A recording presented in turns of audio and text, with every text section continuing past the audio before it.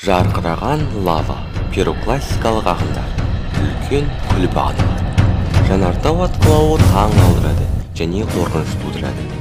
Жерде қанша жанартау бар екені әлі есептелуде. Қазіргі таңда жерде 1532 жанартау бар деп саналады. Негізі, жердегі барлық жанартаудың бір уақытта оянып атылуы мүмкін емес. Бірақ елестетіп көрейікші, бір уақытта жер бетіндегі 1000 жанартау оянып атқылауда деп. Бұл материктің бетінде орналасқан белсенді жанартаулар мен адамдар білетін мұхит астындағы жанартаулар. Сонымен қатар мұхит астында тағы да белгісіз мөлшерде жасырылған жанартаулар бар. Айтқанымыздай, ғылым тұрғысынан қарағанда барлық жанартаулардың бір уақытта атылуы іс жүзінде мүмкін емес. Бірақ егер бұл орын алса не болады? Осы сұраққа жауап іздеп көрейік.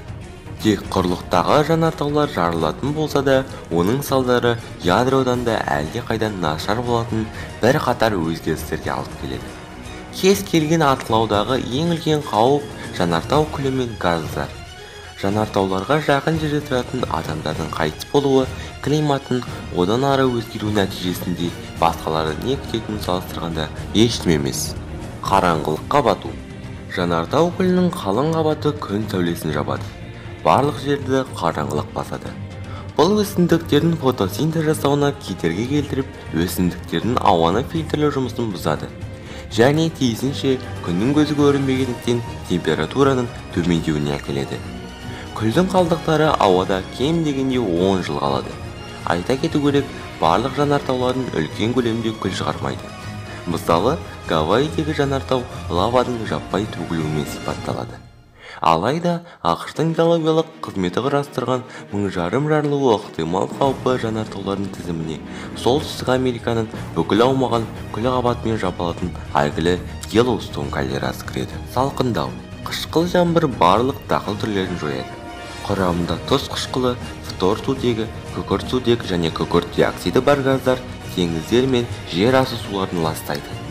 Қышқылданған су қойма сулары суасты мекендеушілерін улап жояды. Қоректік тізбек бойынша процесс басқа теңіз жануарларына әсер етеді. Зерттеулерге сәйкес, мұндай құбылыстар біздің планетамыздың тарихында супервулкандардың атқылауы кезінде болған. Атап айтқанда, мұндай мега жарылыстар Пермь кезеңінің соңында 252 миллион жыл бұрын, Триаста 201 миллион жыл бұрын және Бор кезеңінің соңында 65 миллион жыл бұрын жануарлардың жойылуымен байланысты. Жанартаулардың жарылуы нәтижесінде стратосфераға көп мөлшерде газ, күл және шаң түседі. Олар планетаның бетінен күн сәулесін шағылыстырады да жердің салқындауына әкеледі. Мысал ретінде 1815 жылы Тамбора жанартауының атқылауын айтуға болады. Бұл бір жыл ішінде температураның төмендеуіне әкелді. Жердің тарихында бұл уақыт жасы жыл деп аталды. Және сол уақыттағы адамдар үшін нағыз сынақ болды. Парниктік эффект.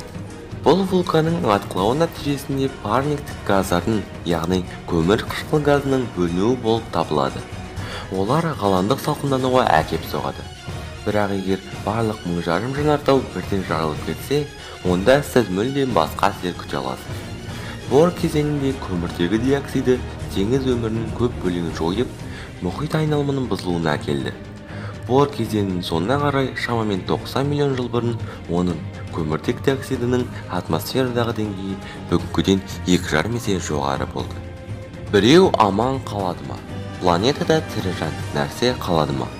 Сірә төтенше жағдайларда өмір сүре алатын жаратылыс экстремофилдер ғана тірі қалатын сияқты. Мұндай тіршілік иелері өте қышқыл ортада өмір сүре алады.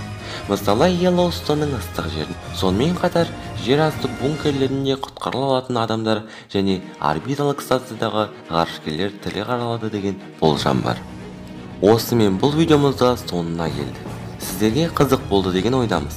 Каналға тіркеліп лайк басып, қоңыраушаны қосып қойыңыздар. Сау болыңыздар.